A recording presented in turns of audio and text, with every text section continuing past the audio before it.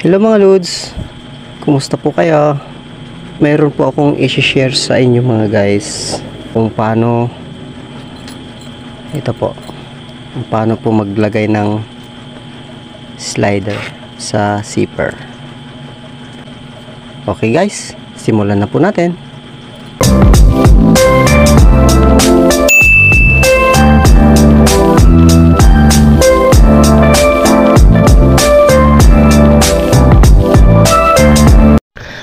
Pero bago ang lahat, shout out ko muna mga Lods ang nag-send ng gintong stars.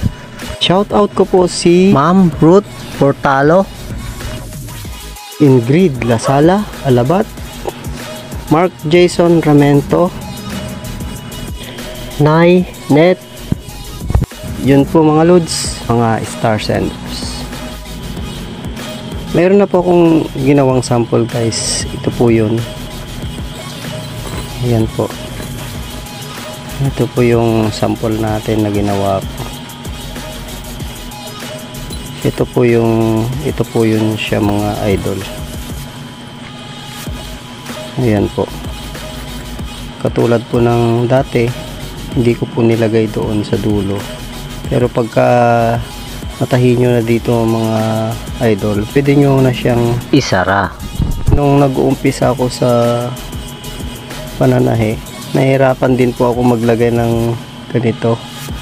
Ngayon po ituturo ko po sa inyo yung technique para sumentro po yung butas nya. Ibukan nyo lang po ito. Ayan po, konti lang, huwag naman yung masyadong malaki. Dapat yung eksakto lang dito sa bunganga nito. Ito po, huwag naman masyadong malaki, yung ganyan po mahirap na po. Kaya dapat yung eksakto lang, ganyan lang po. Kasi ang tinitignan nyo po rito, yung ito po, yung butas na yan, at saka dito yung dalawang yan.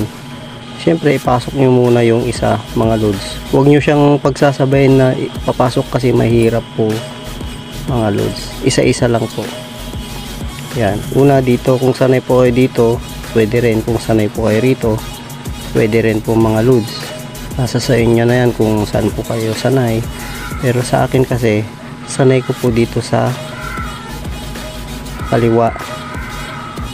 Yan, tapos pinaipasok nyo na po itong isa, saka nyo ipapasok ulit itong isa. Tapos tignan nyo rito yung butas na yan. Ayan, papasok ko na po siya. Pasok ko po siya. Yan. Yan po siya. Ngayon, makikita nyo na po siya idol. Kung diretso ba siya o hindi. Kung hindi siya diretso, hawakan nyo po dito. Tapos hawakan nyo rin po ito. Ganyan. Tapos ganyan po para makita nyo. Yan. Hawakan nyo yung ganyan.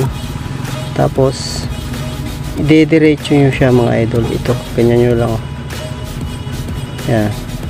Pag nakita nyo siyang diretso, katulad yan yung butas na yan, diretso, ipasok nyo na po mga idol.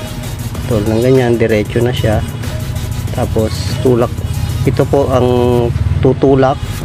Tapos ito naman po ay tutulak niya pataas. Ito naman po ay tutulak niya pababa. Ganyan po. Yun, diba? Dito pa lang mga idol, yan po, makikita nyo na po yung diretso siya, kaya okay na po yan mga idol. Ayan, ganyan po, ganyan po ang pagpasok. Ayan po siya mga Lods. Ayan po, sana may natutunan po kayo sa aking video ngayon. Maraming salamat po.